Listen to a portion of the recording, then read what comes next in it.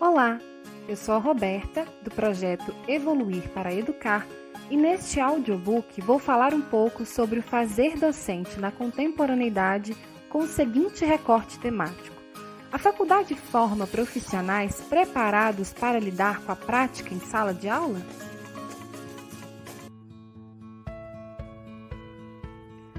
Para dar início, acredito que essa seja uma pergunta-tema muito relevante. Quantas vezes você já ouviu um profissional licenciado dizer que a faculdade não o ensinou a ser professor?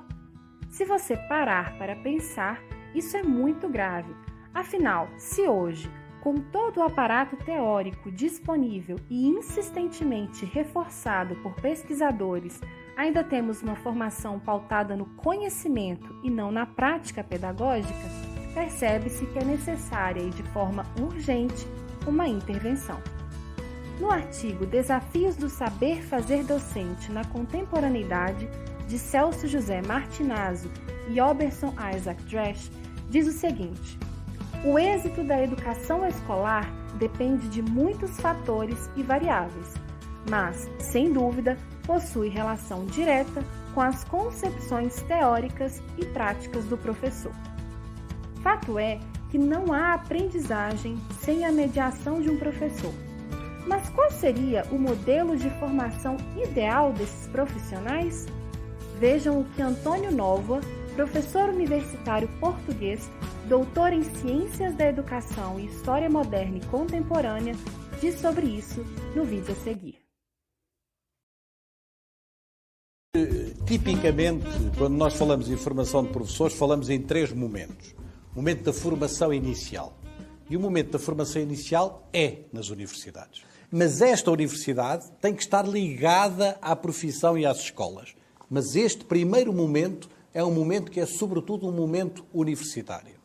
Há um segundo momento, que é o momento de transição, o que nós chamamos de indução profissional, quando se passa de aluno na universidade a professor de uma escola. Os 2, 3, 4 primeiros anos de formação, de exercício da profissão. Estes anos são decisivos. Os anos mais importantes de um médico são os 3 ou 4 primeiros anos como jovem médico. Os anos mais importantes de um professor são os 3 ou 4 primeiros anos como jovem professor. Nestes anos, o jovem professor tem que ter apoio, tem que ter ajuda de professores mais experientes, tem que ter um enquadramento que muitas vezes ele não tem tido. Então é preciso encontrar uma forma de enquadramento, de mentoria, de supervisão, de apoio, de acompanhamento. E depois há a formação continuada. E a formação continuada deve ter como locus principal a escola. Não adianta de nada ir a cursos, a seminários, a ações de formação. Tudo isso é um negócio imenso que existe no mundo, é um negócio imenso que existe no Brasil também, mas é um negócio que serve de muito pouco para a formação continuada dos professores. Não faz mal, a gente ouve umas pessoas falar de umas coisas, ouve uns seminários, mas de pouco adianta. A formação continuada é no trabalho pedagógico, é no trabalho dentro da escola, é na construção de novas práticas, é no trabalho com os colegas, é na construção dessas equipas pedagógicas, dessa colaboração. É aqui que está a formação continuada. Não é a pessoa ir ouvir palestras e outras coisas quaisquer, não é? Isso pouco serve. Bom, pensando nessa reflexão a respeito de uma formação significativa, voltemos ao artigo inicialmente citado para analisarmos mais uma importante fala dos autores.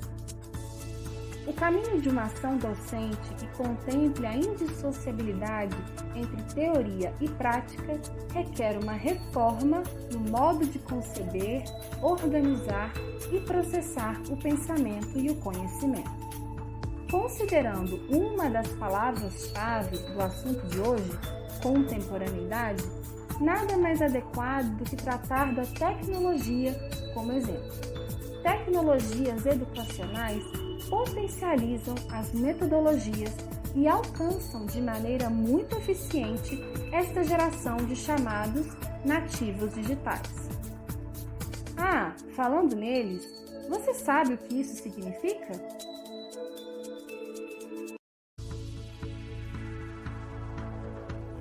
expressão nativos digitais surgiu em 2001, criada por Mark Prensky, especialista estadunidense em educação. Em um artigo, ele usou o termo para se referir a todos os nascidos após 1980, cujo desenvolvimento biológico e social se deu em contato direto com a tecnologia. Dessa forma, a utilização frequente de computadores, videogames, celulares e aparelhos eletrônicos, com os quais eles cresceram, impacta diretamente suas características, seus hábitos, seus planos e até mesmo, posteriormente, a sua concepção de sucesso profissional. Mas aqui destacamos um dos principais impactos, o da sua relação com a aprendizagem.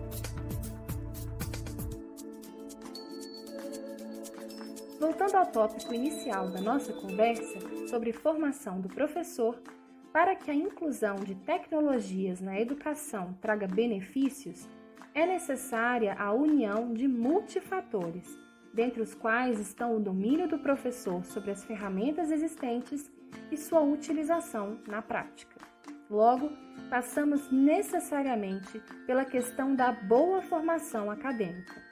Além disso, é importante que a escola seja dotada de uma boa estrutura física e material que possibilite a utilização dessas tecnologias durante as aulas, mas que, sobretudo, os currículos escolares possam integrar a utilização das tecnologias de informação e comunicação a favor do ensino de conteúdos nas diversas disciplinas. Por isso, nós, como educadores, devemos questionar os formatos e as metodologias de formação do professor nas instituições acadêmicas constantemente. Afinal, são inúmeros os novos desafios enfrentados quando nos vemos em sala. Somente assim poderemos alcançar um modelo de ensino que prepara o professor para lidar com o ambiente escolar, considerando as particularidades de cada educando e tornando o espaço de aprendizagem enriquecedor e democrático. Até a próxima!